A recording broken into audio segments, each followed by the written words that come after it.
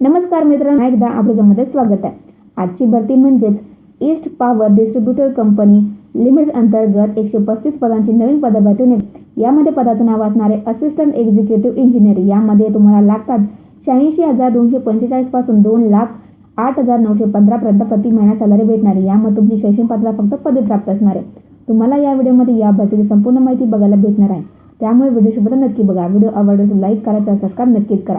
जर तुम्ही अजूनपर्यंत पुणे महानगरपालिकेअंतर्गत जी नवीन पदभरती निघालेली आहे तुम्ही ती व्हिडिओ नसेल बघितली तर मी या व्हिडिओच्या डिस्क्रिप्शनमध्ये त्यावर लिंक देत आहे. तुम्ही ती पण व्हिडिओ नक्कीच बघा.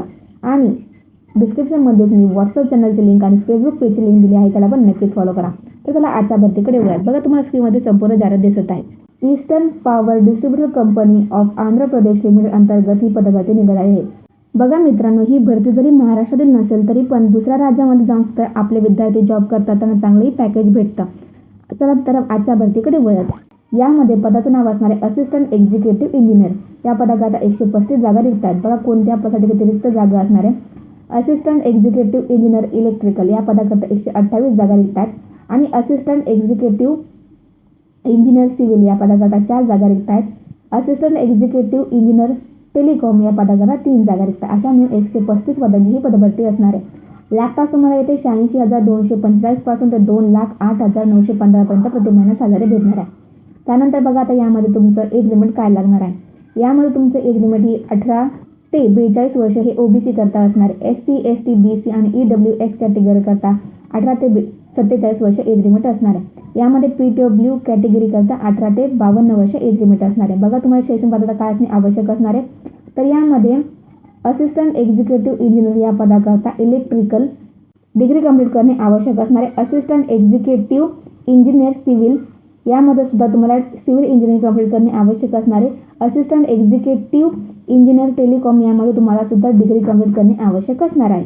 त्यानंतर बघा आता यामध्ये तुम्हाला सिलेक्शन प्रोसेस काय राहणार आहे. तर सगळ्यात आधी तुमची येथे CBT कम्प्युटर बेस्ड एक्झाम घेतली जाणार, ज्यामध्ये 100 प्रश्न विचारले जाणार.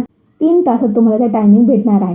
यामध्ये कोणती निगेटिव्ह मार्किंग नाही आहे. आणि यामध्ये तुम्हाला 70 प्रश्न हे तुमच्या सब्जेक्टनुसार विचारले जाणार आहे. आणि 30 प्रश्न हे तुमच्या जनरल अवेअरनेस, GK, त्यानंतर रिझनिंगचे प्रश्न विचारले जाणार, ज्यामध्ये इंग्लिश ग्रामर असू शकतं आणि कम्प्युटर नॉलेज सुद्धा असणार आहे. त्यानंतर बघा यामध्ये तुम्हाला जर क्वालिफाय व्हायचं आहे तर तुम्हाला OC आणि EWS कॅटेगरीता 40% असणे आवश्यक असणार आहे. BC करता 35% आणि 30% हे ST, SC आणि PWD कास्ट करता असणार आहे. त्यानंतर बघा ॲप्लिकेशन फी किती लागणार आहे. तर सर्व कॅन्डिडेट करता 1,000 रुपये ॲप्लिकेशन फी असणार. यामध्ये SC, ST यांच्यासाठी कोणतीही फी कमी केलेली नाही आहे. बघा आता असे कोणते डॉक्युमेंट तुमच्याकडे असणे आवश्यक असणार तर तुम्ही ते अप्लाय करू शकता. तर सर्वप्रथम तुमच्याकडे फोटो, सिग्नेचर, आधार कार्ड, पॅन कार्ड. त्यानंतर तुम्ही कास्ट मिळाल तर कास्ट सर्टिफिकेट नॉन क्रिमिनल तुमच्याकडे असणे आवश्यक असणार आहे.